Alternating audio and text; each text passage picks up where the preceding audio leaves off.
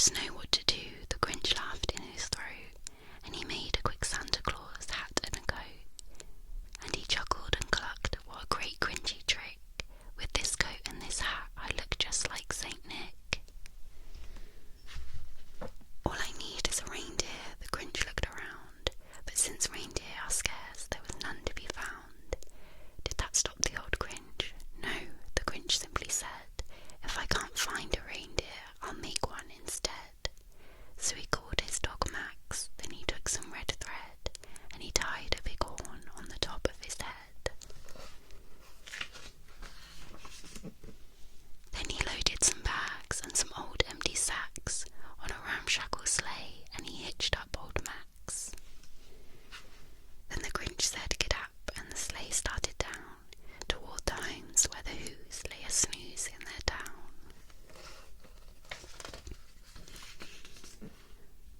All their windows were dark, quiet snow filled the air.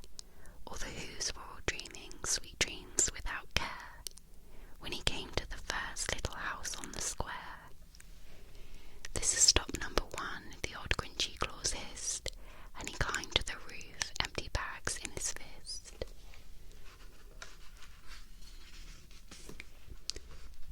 Then he slid down the chimney, a rather tight pinch, but if Santa could do it, then so could the Grinch. He got stuck only once for a moment or two, then he stuck his head out of the fireplace flue, where the little Who stockings all hung in a row. These stockings, he grinned, are the first thing to go.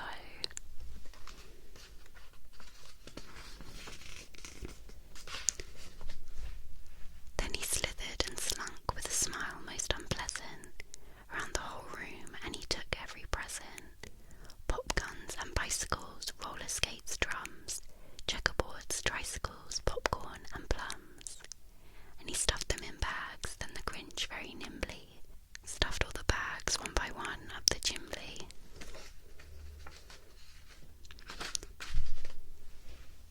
Then he slunk to the icebox, he took the Who's feast. He took the Who pudding, he took the roast beast. He cleaned out that icebox as quick as a flash. Why, that Grinch even took their last can of Who hash.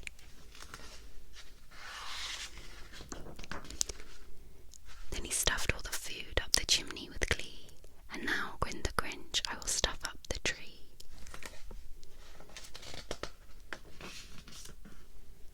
And the Grinch grabbed the tree and he started to shove, when he heard a small sound like the coo of a dove.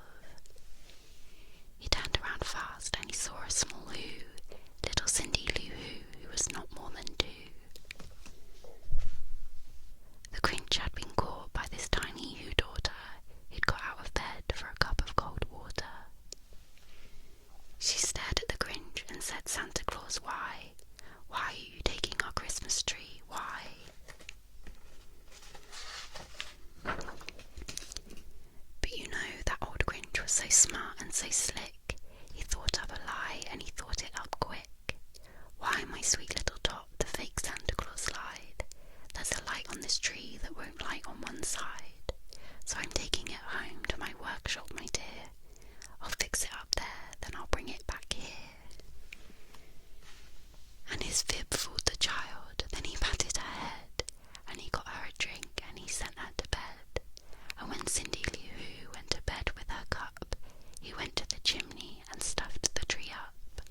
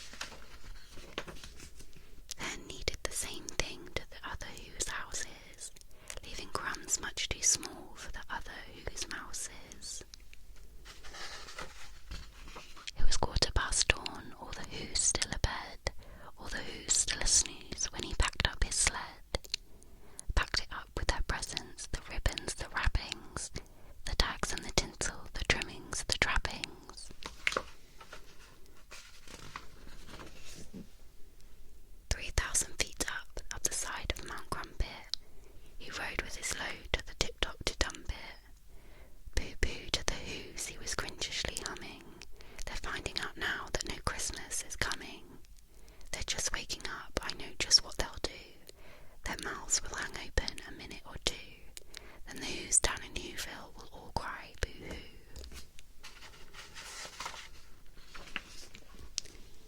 That's a noise, grinned the Grinch, that I simply must hear. So he paused, and the Grinch put his hand to his ear, and he did hear a sound rising over the snow. It started in low, then it started to grow.